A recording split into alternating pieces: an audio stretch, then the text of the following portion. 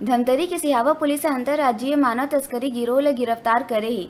लड़की मन ला काम दिलाए के बहाना दूसर राज्य ले जाके सौदा कर डरा धमका के शादी करावत रहीन। पकड़े गए सबो आरोपी मन मध्य प्रदेश की निवासी है। पुलिस अब मामला में आरोपी सुभाष वर्मा, अनिल वर्मा, प्रेम नारायण ला गिरफ्तार करे है।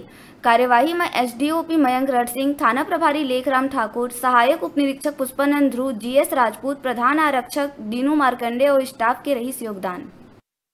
लोगों से कहा था कि अगर कोई घर से बच्चा नाबालिग या बालिग कोई भी चले जाता है घर से और कुछ दिन तक नहीं आता तो हमें तत्काल इसकी सूचना दी जाए।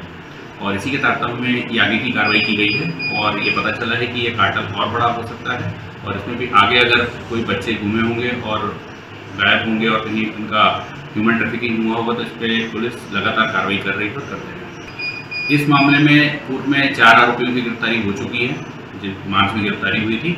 अभी इस मामले में 3 लोगों की गिरफ्तारी हुई है और एक आरोपी की गिरफ्तारी अभी शेष है जो कि उड़ीसा का निवासी है। उसका पता तलाश पुलिस कर रही है लगातार, उसे भी जल्द गिरफ्तार करके माननीय न्यायालय में पेश किया जाएगा।